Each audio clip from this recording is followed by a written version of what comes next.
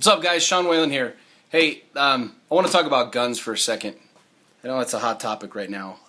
Really unfortunate situation yesterday. Really unfortunate events in D.C.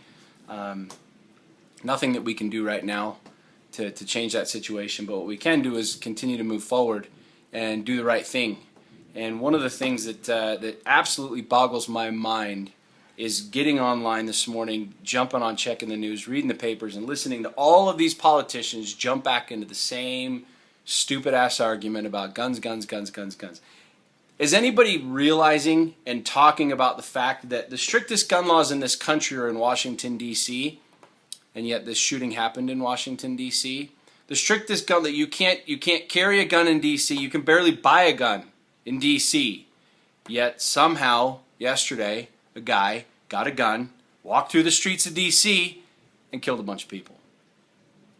You can't stop stupid, okay? The conversation that we need to be having is not about the guns. It's not about how many bullets your gun holds. It's not about the caliber of the bullets that your gun has. It has to do with the fact that as we start to learn about this guy, we're realizing that he's infatuated with video games that are teaching 6, 7, 8, 9, 10-year-olds how to carjack, how to kill people, how to smuggle drugs. And we're wondering why this crazy shit keeps happening. Crazy people are going to do crazy things.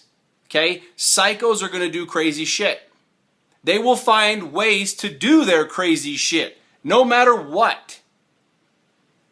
The conversation we need to be having is how to get to the root of that. How to help reverse the erosion of our society.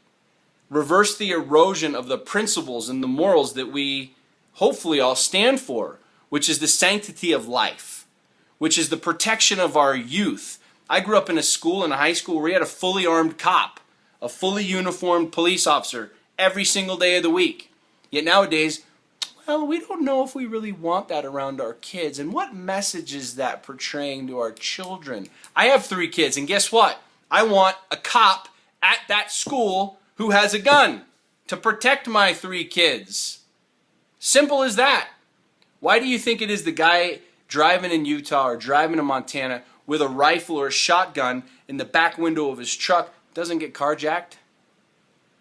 Because the bad guy knows he's got a gun. The simple fact is this. You walk into a place like D.C., you know no one has a gun. What are you going to do? What laws are you going to enforce? What new regulation are you going to put out there that's going to change that? That's going to make it even more difficult? I'm a gun owner. I've bought multiple guns here in the state of Utah. The simple fact is this. I know what hoops you have to jump through. I know what you have to do to get a gun, and it's not easy. But you can't stop stupid. You can't stop idiots from being idiots.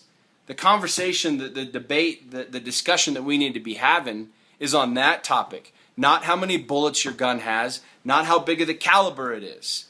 It has to do with how do we get video games out of our society that are teaching kids how to kill, and then scratching our heads going, I wonder why that kid snapped and went and shot up a school full of kids. I wonder why this guy who's screaming out that he has these problems, the military knows that he's got these problems, and we're scratching our heads going, I wonder why he went and shot a bunch of people. It's common sense, folks. It's absolute common sense. And this debate, this bandwagon jumping of let's go ban all the guns, has nothing to do with the root problem that we're facing as a country.